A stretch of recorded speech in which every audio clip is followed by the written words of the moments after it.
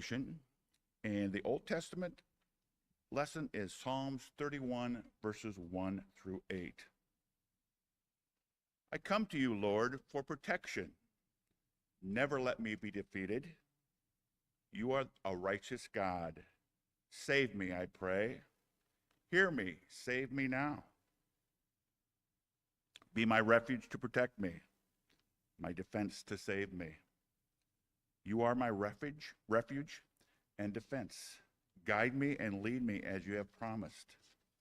Keep me safe from the trap that has been set for me. Shelter me from danger. I place myself in your care. You will save me, Lord. You are a faithful God. You hate those who worship false gods, but I trust in you. I will be glad and rejoice because of your constant love. You see me suffering. You know my trouble.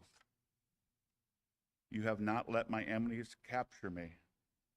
You have given me freedom to go where I wish. And the New Testament lesson this morning is from Matthew 19, verses 13 through 15. Some people brought children to Jesus from him to place hands on them and to pray for them. But the disciples scolded the people. Jesus said, "Let the children come to me and do not stop them, because the kingdom of heaven belongs to such as these." He placed his hands on them, and they went away. This ends our readings this morning. Thanks be to God.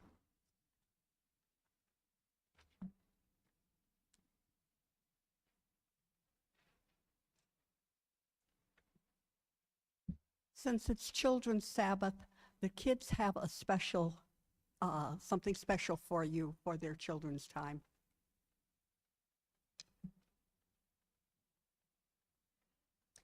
Okay, this is the Jesus Pumpkin Prayer. My friend Bev Schmidt is the one who gave me this prayer and says she does it with her Sunday school kids, which are the same age about that these are, every October. And so we're going to share that pumpkin prayer with you. The kids did each kind of their own thing, but Gigi's is the definitely followed the pattern of the Jesus pumpkin in her. We figured we needed at least one of them that was exactly right. So the prayer goes, "Dear Jesus, as I carve my pumpkin, help me to pray this prayer."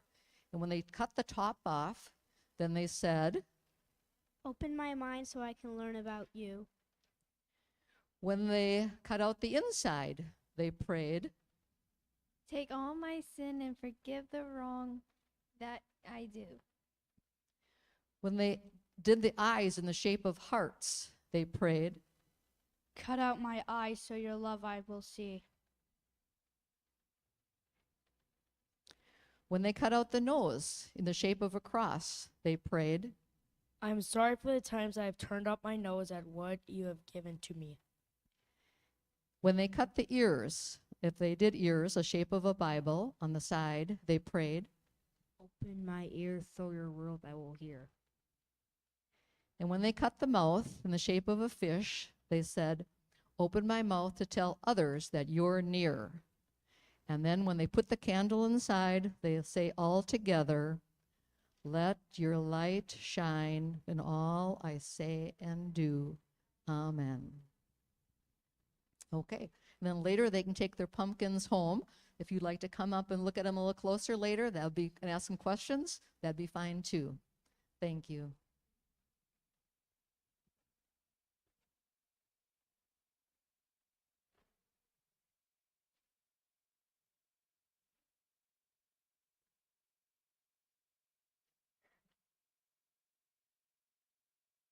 Hard to follow that.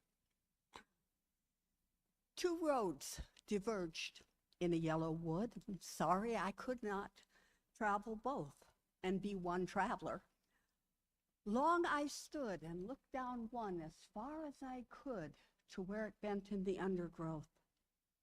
Then took the other, just as fair, and having perhaps the better claim because it was grassy and wanted wear.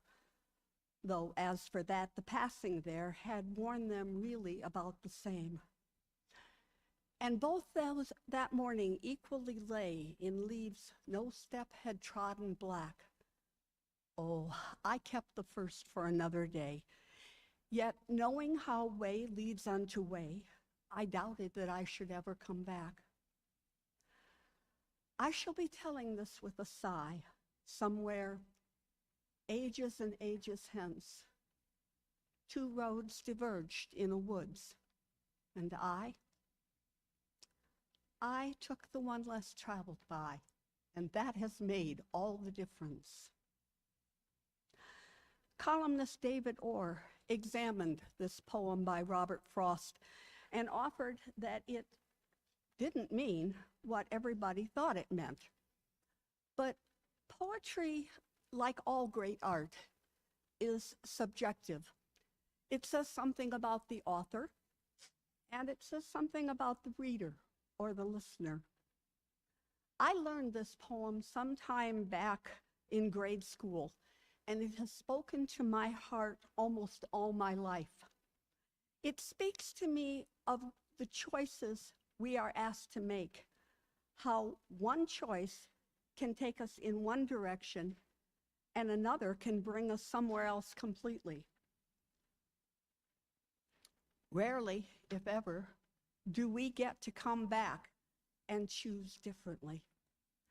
That's grist for the science fiction writers and their time travel stories. After college, I toyed with the idea of joining the Navy. Because of my degree in regional planning, I had skills that would have been valuable, but for a number of reasons, I did not choose to serve in the military.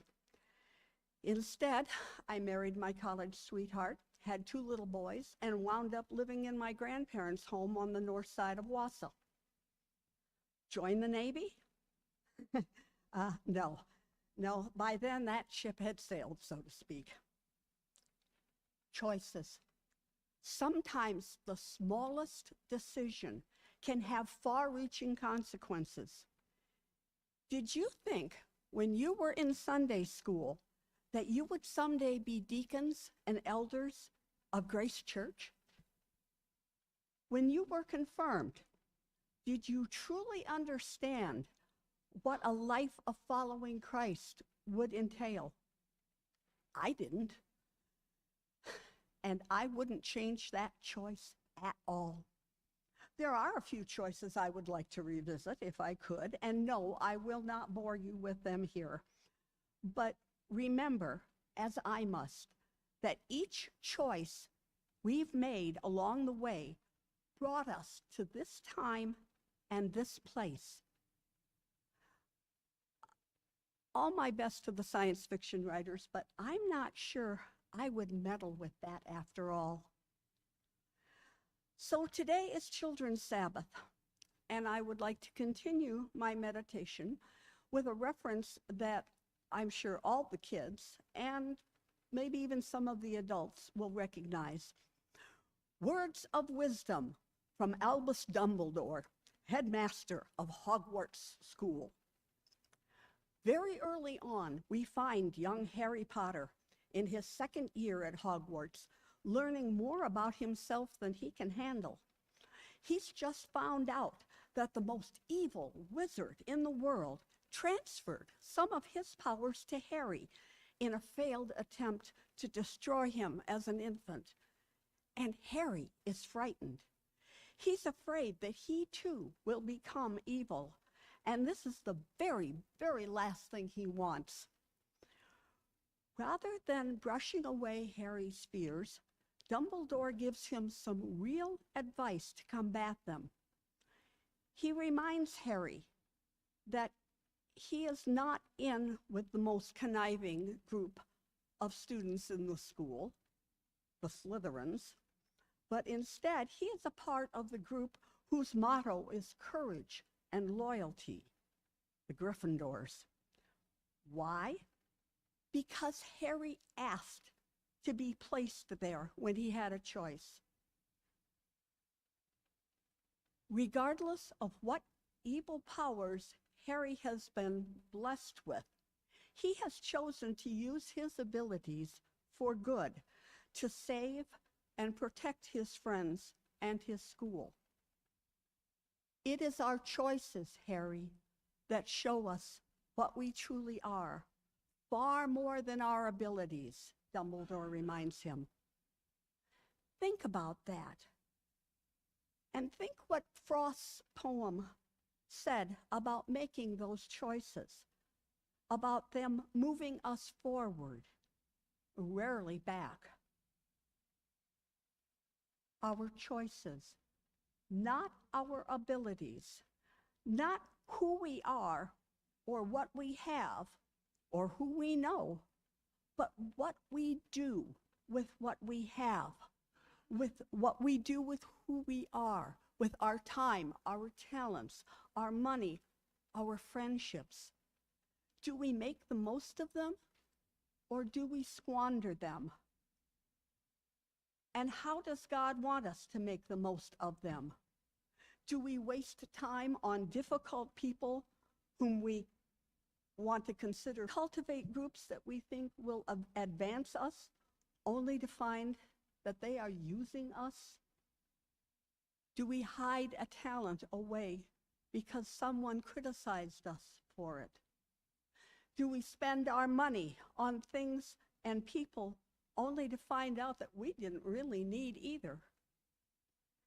And how do we handle the knowledge that we've made a mistake somewhere along the line and it's too late to go back and fix it? So many choices. Some things aren't fixable, but they are learning experiences. We will be more careful with our purchases and the people we trust from now on. We will explore that talent that we think we have, and if it gives us joy, so what if it doesn't appeal to someone else? We will learn. We will, we hope, make better choices the next time. And who knows, maybe we've had some small influence on those difficult people that will influence their choice in the future for the better. Could we sell the thing we thought we wanted but didn't really need and put the money back in our pockets while